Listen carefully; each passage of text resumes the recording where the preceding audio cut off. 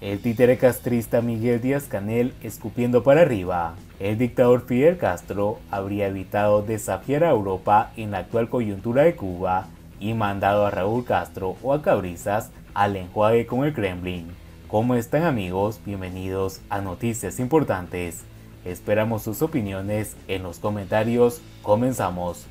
El presidente no electo de Cuba, Miguel Díaz-Canel, se ha puesto a escupir para arriba, dañando las imprescindibles relaciones diplomáticas con Europa y Estados Unidos por una gira que acabará sin chicha ni limonada. Y España acaba de responder, significando un funeral del Estado en la capilla ardiente de Pablo Milanés en Madrid. Las relaciones internacionales son intereses, la mayoría despiadados y egoístas, y la casta verde oliva y enguayaberada siguen horas bajas desde antes del 11 de julio, y en vez de correr riesgos innecesarios con componentes claves de la política mundial, como son el caso de Europa y Estados Unidos, se pone a improvisar una gira presidencial totalmente absurda y costosa, no solo económicamente.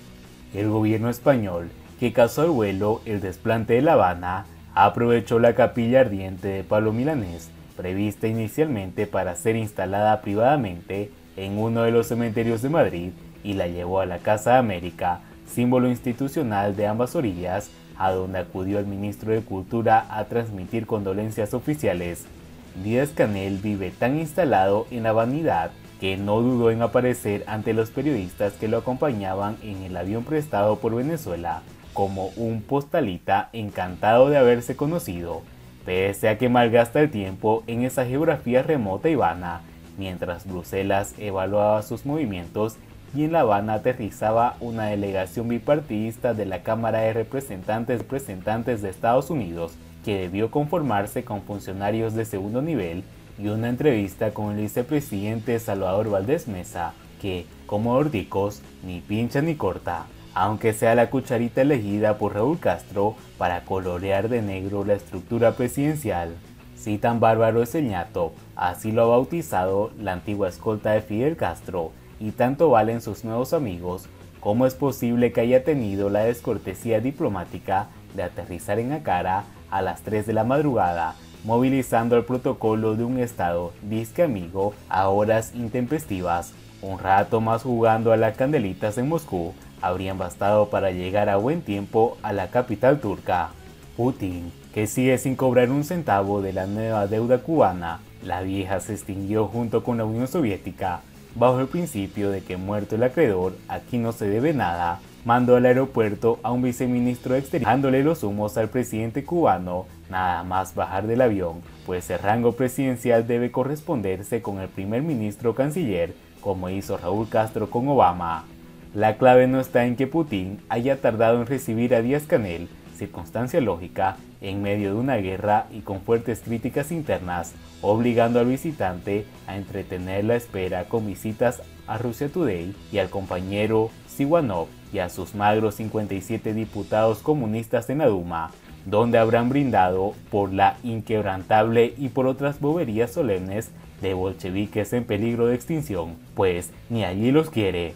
sino en que un mandatario mal asesorado y necesitado de dar una falsa imagen de solvencia internacional ante los cubanos, incluyó a Rusia en la gira sin tener en cuenta la coyuntura actual y las debilidades de Cuba. Díaz-Canel, que venderá la visita como una muestra de independencia, solo consiguió reforzar la dependencia crónica de un estado pequeño empobrecido por el comunismo y más solo que Robinson Crusoe. Pero en clave interna, la visita de Putin también traerá consecuencias porque el zar cajeviano humilló a Fidel Castro con el anuncio unilateral del cierre de las bases de espionaje de Lourdes, sur de La Habana, y la retirada de la brigada mecanizada de 1.200 hombres dislocada en Cuba, poco antes de emprender viaje a Estados Unidos, como recuerdan diplomáticos de la vieja guardia. Con llenarse la boca de continuismo fidelista, hacer pucheros evocados al comandante en jefe y alardear de felicidad ante la prensa financiada por el Partido Comunista,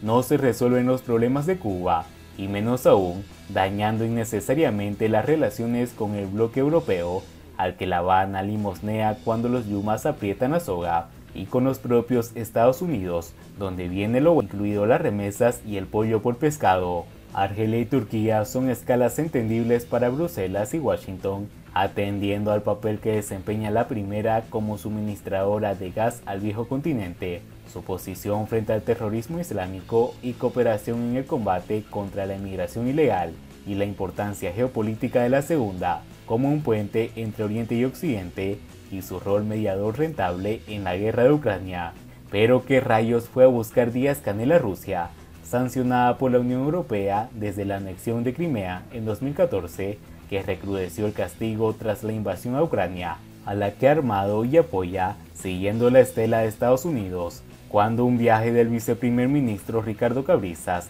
apoyado en sólidas excusas diplomáticas, habría bastado, pues Moscú solo se fía del experimentado funcionario y no de los muñequitos tardocastristas. Un ciudadano anónimo puede escupir una y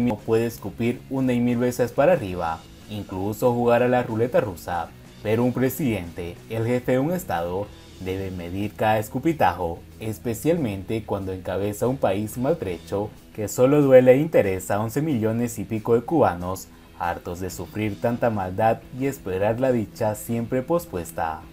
Siguiendo con las noticias, inflación en Cuba, hasta 150 pesos por una libra de azúcar. La población cubana paga por estos días la libra de azúcar un precio de hasta 150 pesos debido a la ausencia del grano en la canasta familiar normada y en los mercados estatales. Según un reporte del medio oficialista local Girón, la inexistencia del producto en la red estatal, incluso en las bodegas, debido a las tardanzas en su entrega u otros factores, además de la ausencia del azúcar refinada o blanca, ha provocado el aumento acelerado de su precio en el mercado informal. Ante su desaparición y el alto costo al que se vende, muchos han tenido que recurrir a la miel o han tenido que dejar de consumir el producto. La mayoría de las producciones ofertadas a la población, como pulpas de frutas o mermeladas, vienen sin el dulzor acostumbrado. Ya sé que muchos argumentarán que hasta es más saludable, pero lo cierto es que el gusto por un poco de azúcar en dulces,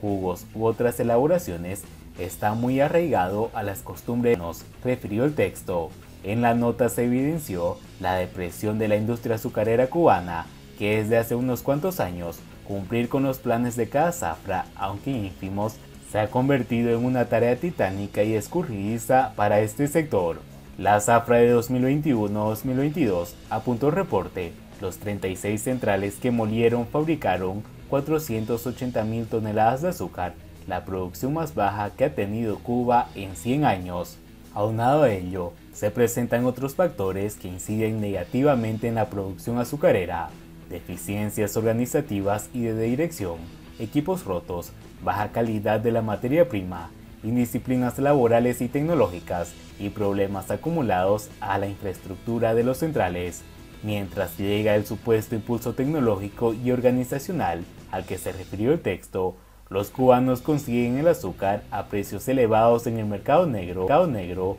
o consumen productos que les corresponde por la canasta básica que recientemente se ha demostrado no ser aptos para el consumo humano. Este año, Cuba reconoció que no cumplirá con sus compromisos de exportación de azúcar tras la peor zafra en décadas, lo que afectaba fundamentalmente a China, uno de sus principales socios económicos.